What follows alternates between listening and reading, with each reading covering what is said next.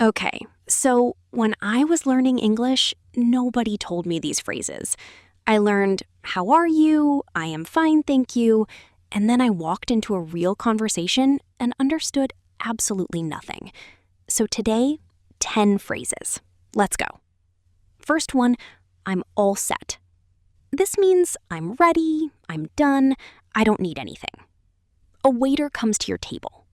"Can I get you anything else?" You say, "I'm all set, thank you." Done. Simple. I used to just say, "No, thank you," which is fine, but "I'm all set" sounds so much more natural, so much more like you've been speaking English your whole life. All set. Remember it. Number 2. That tracks. This means, that makes sense. I believe that. That's consistent with what I know. Someone tells you something and it fits with what you already thought? Yeah, that tracks. Your friend says, "I heard Dave forgot the meeting again." You say, "That tracks." Because Dave always forgets things. It tracks. Very casual, very natural. You'll hear this a lot. Number 3. I could go either way. This means I don't have a strong preference. Both options are fine for me. Someone asks, "Do you want pizza or pasta tonight?" You genuinely don't mind? I could go either way. This is so useful because in English, saying "I don't care" can sometimes sound rude, a little cold. But "I could go either way" sounds relaxed, easygoing. Easygoing, by the way, that's another great phrase. It means relaxed, not stressed, flexible. She's very easygoing. Means she doesn't get upset easily. She goes with the flow. No worries.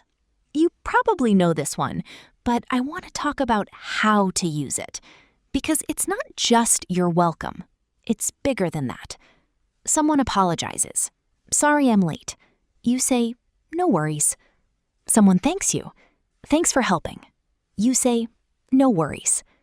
Someone cancels plans. "No worries." It's a phrase that makes everything feel lighter, easier, less tense. Very Australian originally. Now everyone uses it. No worries. Number 5. Fair enough. This means, okay, I understand your reasoning. I accept that, even if I don't fully agree. Someone explains why they did something and it makes sense. Fair enough. I didn't come to the party because I was exhausted. Fair enough. It's not enthusiastic agreement. It's not great idea. It's calm acceptance. Very British energy. Very useful. Number 6. I'm not gonna lie.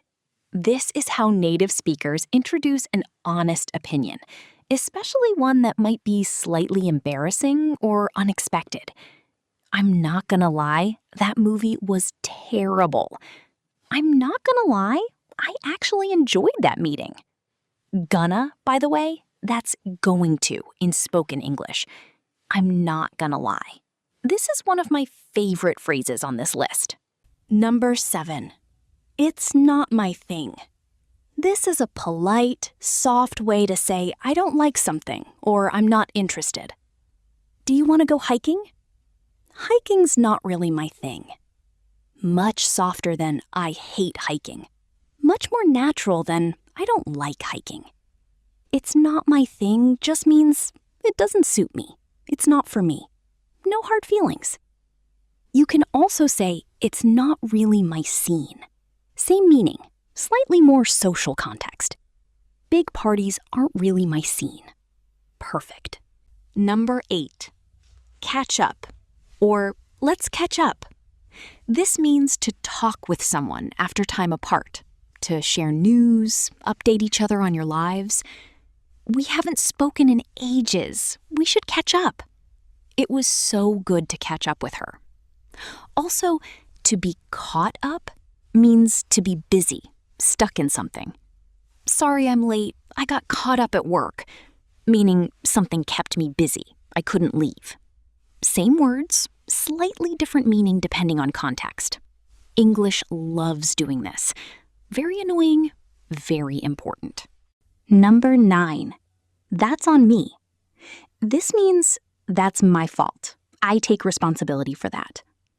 I forgot to book the restaurant. That's on me. Sorry. It's honest, direct, and weirdly very mature sounding. People respect someone who says, that's on me, instead of making excuses. The opposite, that's on you, means it's your fault. Use carefully, but use it. Number 10. I feel you. This means I understand you. I empathize with you. I've been there. Someone tells you they're exhausted and overwhelmed. I feel you. It's warmer than I understand, more personal. It says, I don't just understand your words, I understand your feeling. Similar phrases, I hear you. I'm listening. I acknowledge what you're saying. I get it. I understand the situation. All slightly different, but all very useful. Bonus phrase, hang on. It means wait, just a moment. Hang on, let me check. Hang on, say that again. Very casual, very common. Also, hang in there. Completely different meaning.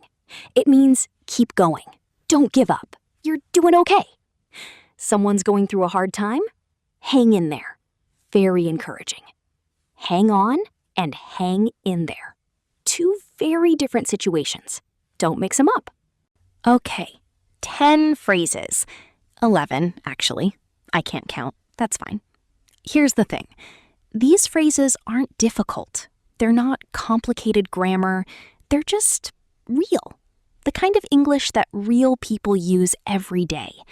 You can study for years, learn every grammar rule, memorize hundreds of words.